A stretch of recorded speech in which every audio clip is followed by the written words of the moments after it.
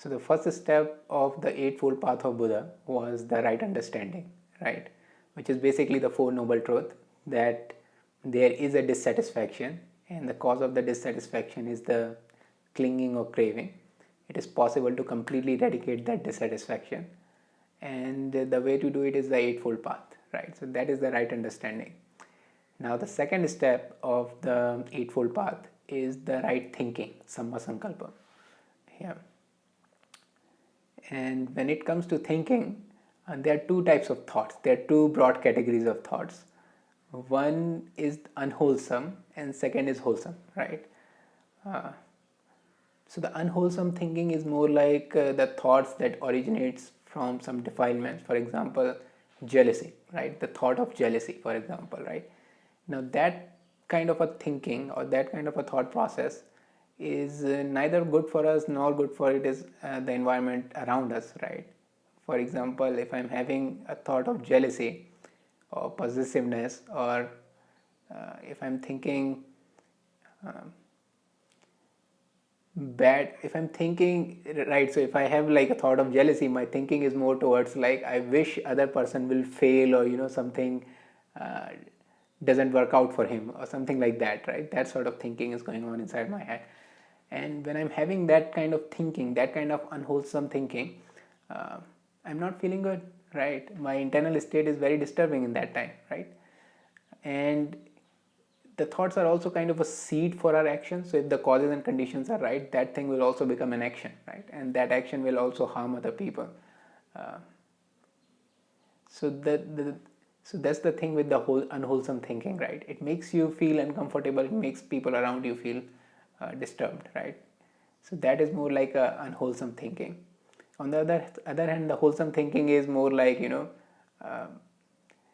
it has a very pleasant experience inside ourselves. It's also create like a pleasant experience outside ourselves, right? For example, I can have a thinking of friendliness towards other people, right? I can have a thoughts of if somebody is successful or somebody is doing something nice, I feel even more better than him probably, right? So that kind of a thinking, that thinking of what they call loving friendliness or compassion, is beautiful thinking, right? It's the kind of thinking when I'm feeling joy when other people are also succeeding, right?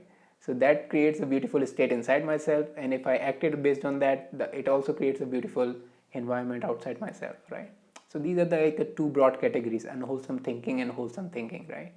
And of course Buddha wants us to do more like a wholesome thinking, so our inner state is beautiful.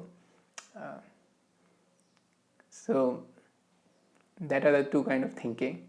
And in terms of samma sankalpa, Buddha was very clear that he wants us to work on the three thought processes. Yeah, the first is nikamma sankalpa, which is thoughts of letting go, right? So the whole problem in our so the first step, the right understanding, the whole problem is this clinging and craving, right? So then the solution has to be more like letting go. So that's the first kind of a thought process, and it's a thought process. It's like it's the kind of a thinking that Buddha wants us to work on, right? Nikamma sankalpa, which means thoughts of letting go, thoughts of renunciation, that sort of thinking. And Buddha also taught there are four kind of attachment we have where we can actually work on this letting go, right? For example, the most external attachment we have is the attachment with our rites and ritual, right? Probably at that time people were doing all kind of fasting and all kind of practices. So, and also at today's time we have all kind of habits that we do, and we have a very strong attachment to those habits, right? So one place we can learn to let go is on that level, right? Letting go of our habits, or especially the ones that are not very productive, right?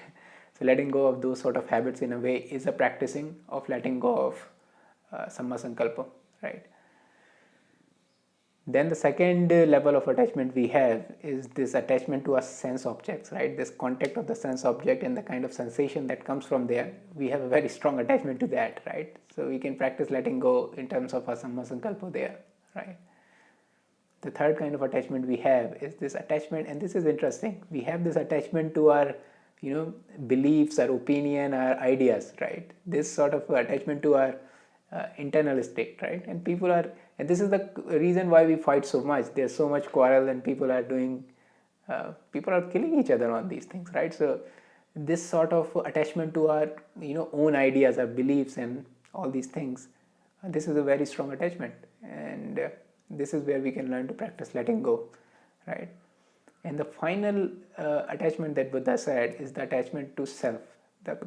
He says the attachment to false notion of self, right? This self, me and mine, that sort of attachment, and that is the deepest attachment, right?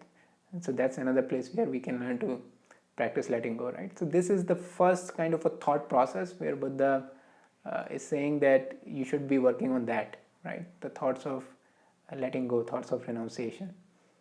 Yeah. Now the second kind of thought process is what he called avyapada, which is thoughts of aversion, right? The thoughts of I don't like doing this, I don't like this person, I don't like this, I don't like that. That sort of thinking, right? So that's an unwholesome way of thinking, and this is where Buddha wants us to work on, like, let go of that kind of thinking, right? Let go of this aversion towards stuff. Now it doesn't mean we start doing things that we don't like, right? So to practice avyapada, but we face, we have these things that we constantly do. Sometimes we interact with the hard people, sometimes we have to do things that we may not prefer to do, and there we need to practice to let go of our preference, right? So that's second kind of samma sankalpa, second kind of right thinking. This thinking, this letting go of thinking of aversion towards different things. This the third and the final kind of thought process that Buddha was mentioning is thoughts of ahimsa, thoughts of non-violence, right? Not cultivating these thoughts of violence inside ourselves.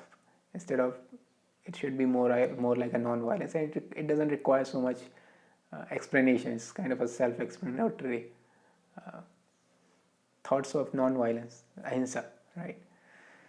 Okay, so these are the three kind of thought processes, three kind of samma sankalpa that Buddha was teaching as a part of the second step, nikamma sankalpa, thoughts of renunciation or letting go, avyapada sankalpa, which is thoughts of letting go of the aversions we have towards different things, and thoughts of ahimsa, which is the letting go of any kind of violent thought we have, right? And it's interesting that Buddha is teaching more in terms of letting go. He is not teaching what we should practice. He is more teaching towards, like, these kind of unwholesome thing you are doing inside, you should learn to let go of them, right? So it's more like a non-negative thing he is teaching. He wasn't saying like you should start practicing like compassion towards other people. He was more interested in, like, let go of your aversion towards different things, right? And there are many practices that is actually the practices where we cultivate the opposite of these defilements, right? For example, instead of letting go of non-violence, we start practicing something like compassion or loving kindness, right? So in that scenario, we are cultivating the opposite quality that diffuses this quality of non-violence, right? That also works, but I think the Buddha here was more interested in letting go of any kind of defilement that we are holding, and then our natural state is more like, by nature we are more compassionate and loving kind. There's loving kindness and friendliness and all these things.